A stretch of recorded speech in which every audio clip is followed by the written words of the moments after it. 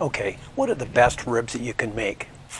And I've cooked a lot of ribs, and especially in competitions.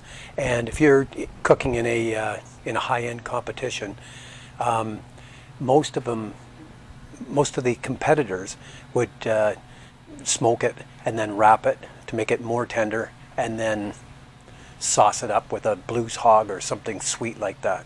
But that's not good. That's not good barbecue. So my method for the best ribs that you can make is going to be on a rotisserie. And my preferred rack of ribs is going to be a whole side rack with the breastbone in too. And we're going to skewer this up and we're going to spin it around, and I'm not trimming off much junk on that. I do give it a vinegar wash, and because you can get little bone fragments, you know, sometimes they're cutting St. Louis out of these and you get little bone fragments.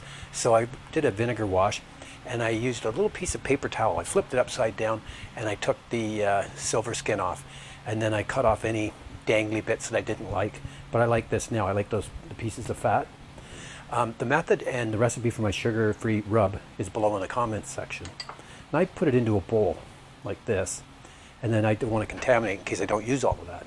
So I'm just going to sprinkle it on, get it into all the little nooks and crannies, and we'll do the other side. Looks like we're going to use all of this. Okay, so we're going to take our rotisserie, and I'm going to skewer it kind of accordion style. It doesn't have to be pretty.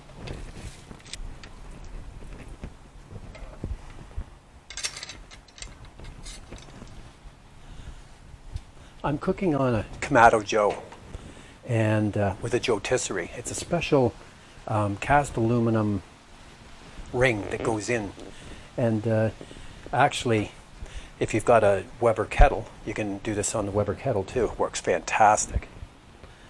But the Keto Joe is, in my opinion, the best ceramic smoker that you can buy.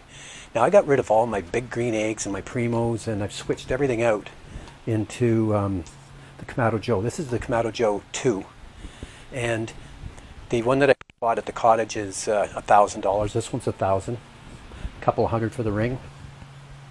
And my setup for this in the bottom is you can't use the heat deflector that comes with it.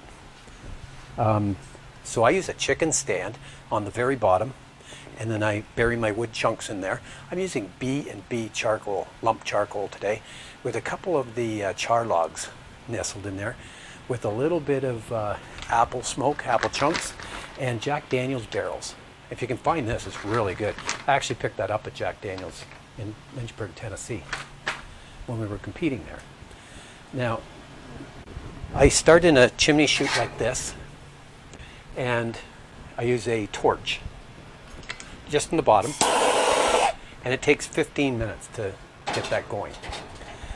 Now, our target temperature is going to be 250 degrees, and I'm getting into that right now. So I close my bottom vent just like a little bit like that. If you're looking at buying somebody a really good gift, I'm going to suggest or treating yourself, I'm going to suggest the Keto Joe 2. And you need a rotisserie, of course. So now I've got my rack, and what's going to happen is it's just going to spin around like this all day long, and the fat is going to render out, and it's just going to self-baste. And that, to me, is the best rib that you can make. I'm not wrapping it in butcher paper or aluminum foil with sauce. I'm going to put it in like this, spin it around for probably 5 to 6 hours. Now, if you find that it's starting to get a little too well done, or you're finished early, just close all your vents and just let it spin around till you're ready. It just gives the best bark on there. So I'll throw this in, turn it on to make sure that it's spinning. Yep, no obstructions at all. Nothing's rubbing.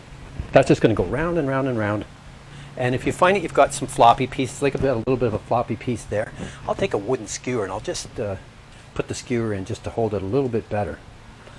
So I'm going to go up to 250 degrees, and I'm just going to let that go. And I don't have to add any more charcoal. I've added one shoot, which should be enough, and I'm going in direct.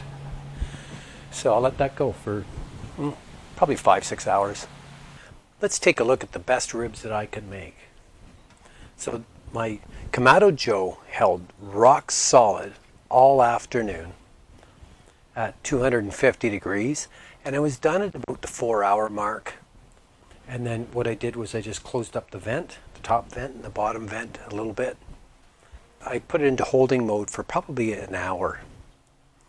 Now, if you're cooking on a gas grill, just go indirect. You want to heat on one side, heat on the other side, and then spin on the center. And it's really easy to maintain. Let's have a look.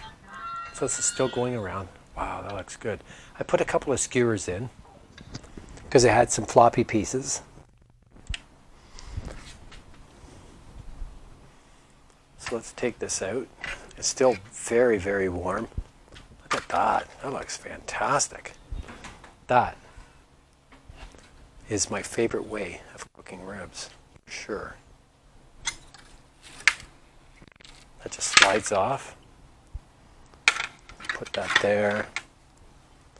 Pull the skewers out. Now, the reason why I like this is because it just goes around, it bastes. This is super, super moist.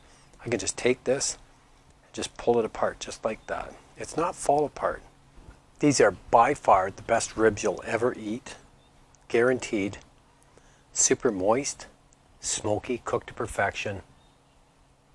Great bark on it. Best ribs I can make. Thanks for watching.